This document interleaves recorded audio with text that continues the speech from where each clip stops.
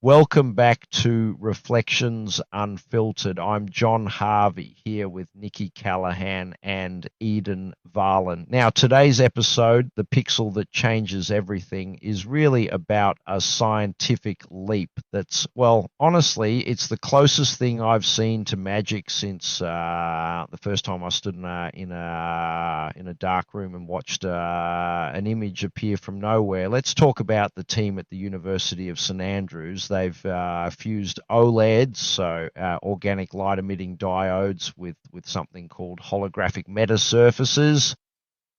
I might butcher some terminology here, but the gist is now you can make holograms with the tech already in your smartphone, not a whole laser lab. And here I thought you were going to spin this into a ghost story, John. It's almost alchemical, isn't it? OLEDs. These wafer-thin films, usually making the glow in your mobile or TV screen, now married to metasurfaces. Imagine a sheet so thin, it's 1,000th the width of a hair, and on it, millions of tiny meta-atoms dancing with light. Each meta-atom tweaks the angle, phase, and polarization as light flows through it, turning single photons into symphonies. Traditional holography relied on lasers, precise, finicky, and altogether stuck in the realm of science museums or high-budget art installations. But this is democratizing the illusion. What a picture, Eden. And it's funny, all this reminds me so much of an old Taoist parable. My teacher once used a candle to show how shadows and light only make sense together. We tend to see objects, even light itself, as solid, separate little things. But reality's more like an ocean of waves, always changing. These metasurfaces, by shaping how light bends, interferes and overlaps, make that invisible dance visible. So when you stare at your phone, you're actually watching a centuries-old riddle about illusion unfold as science. I mean, it's humbling, isn't it?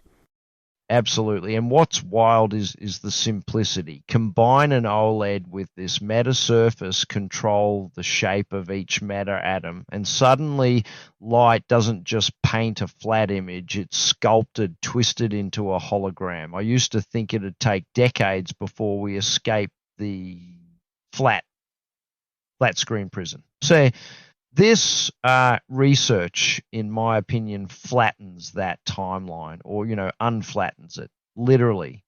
Let's walk it forward, the old school way, thousands of pixels arranged, each a coloured dot. But this new OLED meta-surface combo, one pixel generates an entire image. That's like conjuring a mural from a single point of paint. Suddenly, we're not talking about screens needing ever more hardware, but rather shrinking it down, turning the hardware almost invisible. Imagine an AR or VR headset you could wear like glasses, not a helmet or smart devices that don't uglify your living room. Or consider medicine, biophotonics, optical microscopy. A single pixel transforming an ordinary surface into a three-dimensional living diagram. Artists could sculpt with light. Scientists could manipulate images in real time. Doctors could visualize tissue at cellular depth, right in the palm of their hand. It isn't just phones and TVs wearing new clothes. It's the skin of reality itself, repatterned. That hits home for me. I mean, I'll admit I'm a bit nostalgic for the old rigs, and my first VR event shoot. Picture a backpack stuffed with cables, cameras hot glued to a bicycle helmet, entire suitcases of batteries. My assistant threatened to mutiny more than once. We made what felt immersive, but you always needed a van to carry your gear. If this single pixel approach pans out, immersive storytelling gets, portable. Suddenly you're not just a spectator, you carry the magic in your shirt pocket. So reality, as a surface, thins. Stories become less a place you visit and more a moment you wear. What a strange, brilliant erosion of boundaries. Let's root back to the everyday. If holographic displays shrink down to something mainstream, communication starts looking very different. Think 3D video calls where your friend appears as a shimmering, full-colour apparition across your coffee table.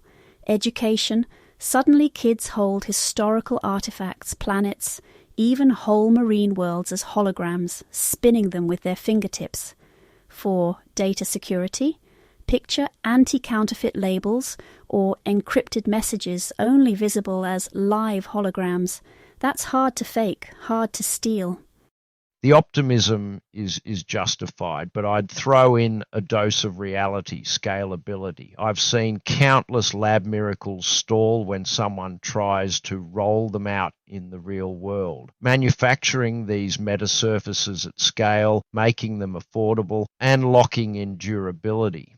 Those are serious challenges. Also, will a single pixel scale up cleanly to a full phone display with millions of pixels working seamlessly? If history is any clue, those last steps are always the trickiest. I'll add a poetic complication, John. Surfaces, real, digital, metaphorical, they hide as much as they reveal. What might it do to memory, identity, if every significant moment can be replayed in the palm of your hand as a living phantom? What happens when your most precious memory glimmers, perfectly sculpted, for you or anyone you choose? It's, well, a riddle, isn't it? I invite everyone listening.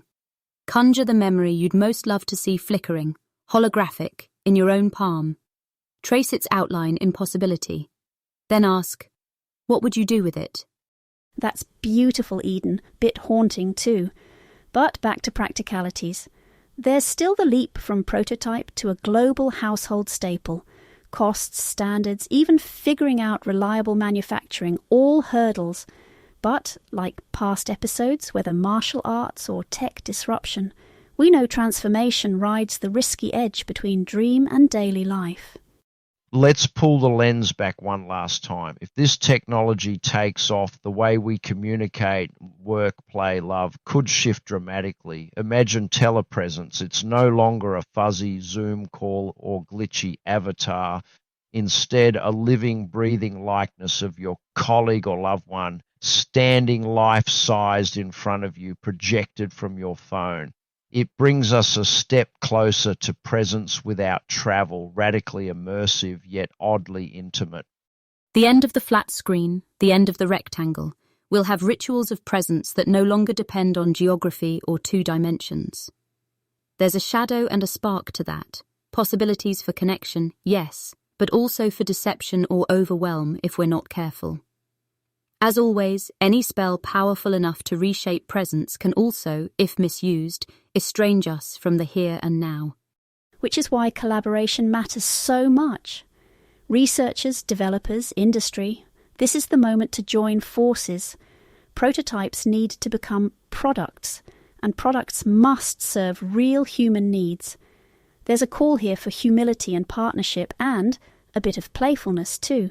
Let's get these pixels out of the lab and give them the lessons, stories, and even the mistakes they need to truly live in our world. Couldn't have said it better. The future is always uncertain, but it's never dull. From everyone on the team, thanks for letting us unbox this glimpse of tomorrow with you. Thank you both. And to our listeners, let us know which memory or vision you'd want to see as a hologram on your phone. Maybe we'll pick one and talk about it next time. Until then, may your realities bend toward wonder, and your illusions serve your truest stories. Goodbye, John. Goodbye, Nikki. Goodbye, World Between Worlds. Catch you next episode, friends. Bye for now.